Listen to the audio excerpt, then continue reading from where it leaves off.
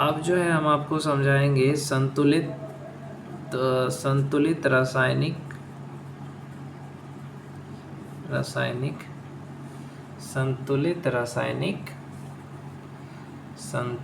रासायनिक समीकरण का महत्व।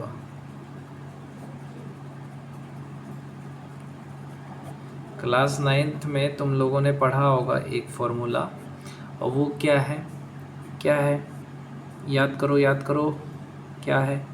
द्रव्यमान संरक्षण का नियम पढ़ा होगा, द्रव्यमान के संरक्षण का नियम पता है किसी को? 9th क्लास में तुम लोगों ने पढ़ा है भाई, बताओ कितने लोगों ने पढ़ा है? इसको कहते हैं law of conservation of mass. किस ने पढ़ा है भाई? द्रव्यमान संरक्षण का नियम भाई। मास can neither be created nor destroyed in a chemical reaction. That is, the total mass of the element present in the products of a chemical reaction has to be equal to the total mass of the elements present in the reactants. समझे?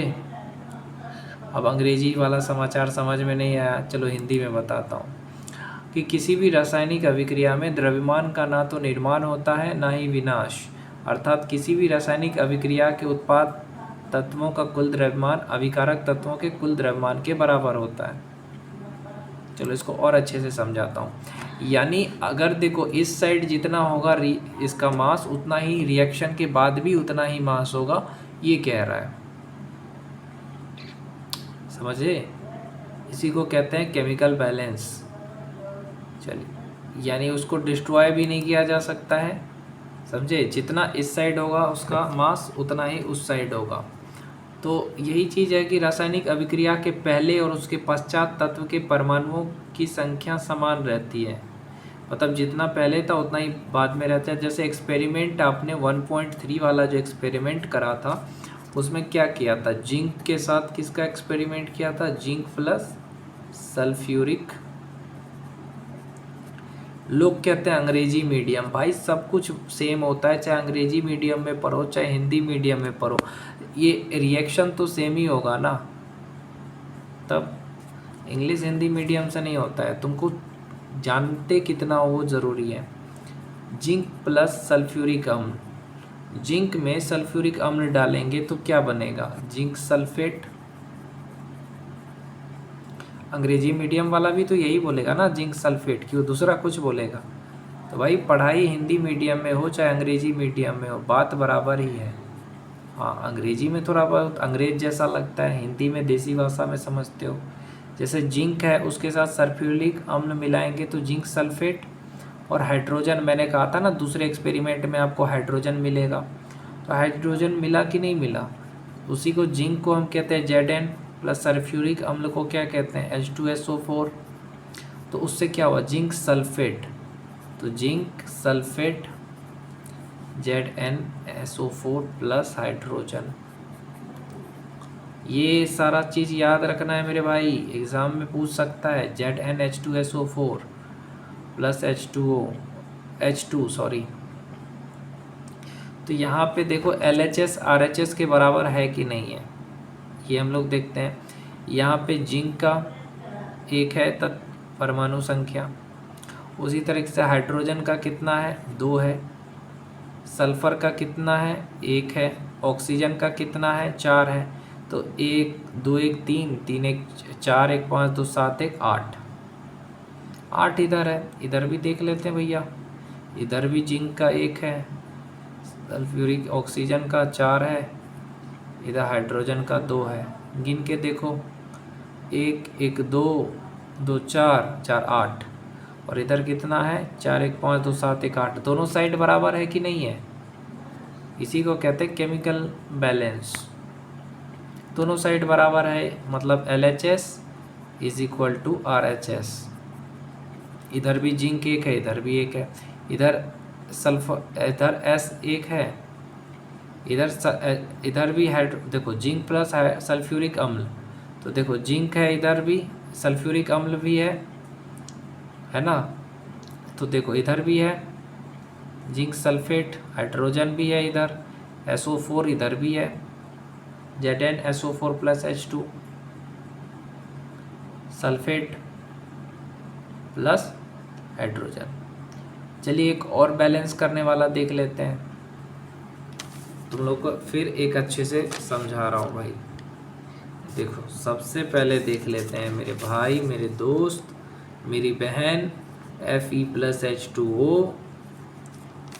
इस बार 10वीं में सबको top करना है मेरे भाई मेरी बहन। Fe3O4 प्लस H2, ये क्या है किए हमने। अब देखते हैं इसमें बैलेंस बन रहा है कि नहीं बन रहा है। Fe प्लस H2O बराबर क्या होगा, Fe3O4 प्लस हाइड्रोजन। अब बहुत सारे लोग बोलेंगे ये कैसे पता चलेगा, ये क्या है भाई।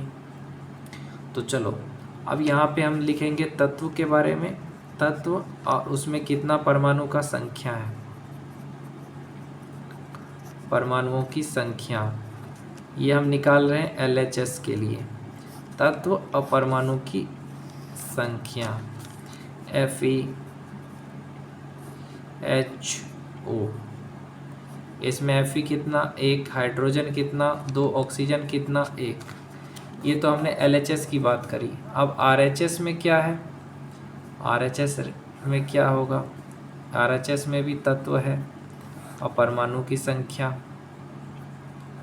परमाणु की संख्या। RHS में Fe है, ठीक है, ऑक्सीजन भी है, हाइड्रोजन भी है। Fe कितना है 3 है, ऑक्सीजन कितना है 4 है, हाइड्रोजन कितना है 2 है। तो 4 2 6 3 9 है ना, 4 2 6 3 9, 2 1 3 1 क्या है बताओ, सेम है। सबसे अधिक परमाणु वाले यौगिक को पहले संतुलित किया जाता है, चाहे वो अभिकारक का हो या उत्पाद का, समझ रहे हो। सबसे अधिक परमाणु वाले यौगिक को, सबसे अधिक परमाणु वाला यौगिक कौन सा है, ऑक्सीजन है क्या, ऑक्सीजन ही है। उसको पहले क्या किया जाता है, संतुलित किया जाता है, और इस आधार पे Fe3O4 ऑक्सीजन तत्व को चुनते हैं, क्योंकि ऑक्सीजन में परमाणु की संख्या सबसे ज़्यादा है। ऑक्सीजन में 4 परमाणु है, ऑक्सीजन में कितना परमाणु है, यहाँ पे 4 है, लेकिन यहाँ पे कितना है, यहाँ पे तो एक ही है भैया, है कि नहीं है। तो इसको सबसे पहले हम क्या करेंगे, संतुलित करेंगे। तो प्रारंभ में देखो अभिकारक, अभिकारक क्या है, उत्पाद क्या है, ये पहले समझो। अभिकारक ये वाला चीज़ है और उत्पाद ये वाला चीज़ है।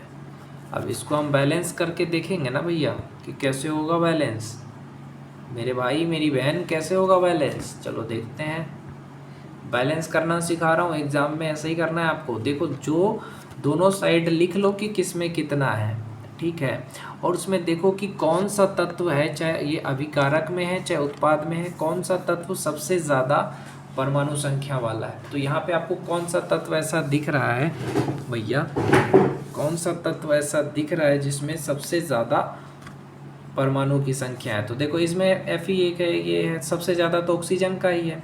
तो ऑक्सीजन को बैलेंस करना है, क्योंकि इस साइड में ऑक्सीजन का 4 है, इस साइड में 1 ही गो है ना। तो उसको हमको बैलेंस करना है।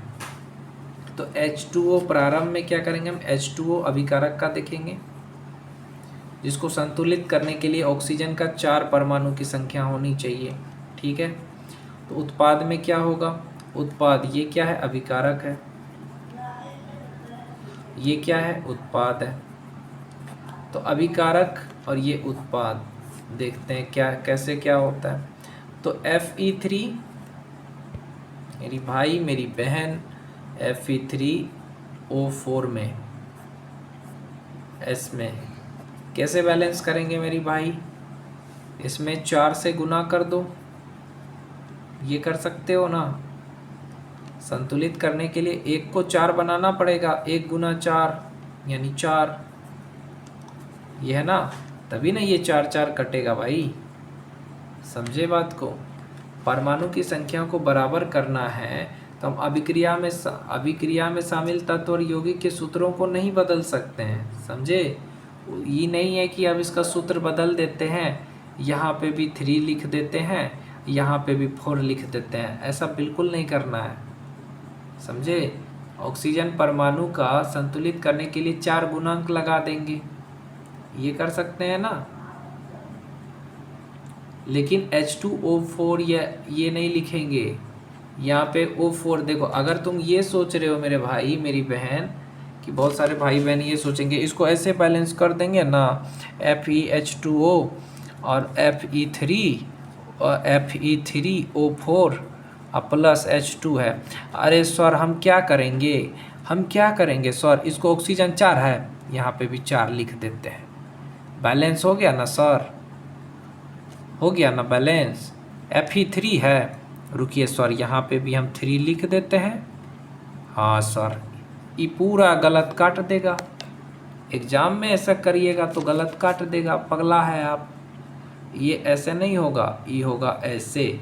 Fe है प्लस कितना था, Fe प्लस H2O, बैलेंस करना सिखा रहे हैं देखो, Fe3O4 plus H2 plus H2। अच्छा, अब देखो बैलेंस वाह कैसे करते हैं। यहाँ पे 4 लिख देंगे तो हो गया, ऑक्सीजन 4 हो गया। Fe3 है, O4 है, हाइड्रोजन ऐसा है। बैलेंस हुआ कि नहीं हुआ?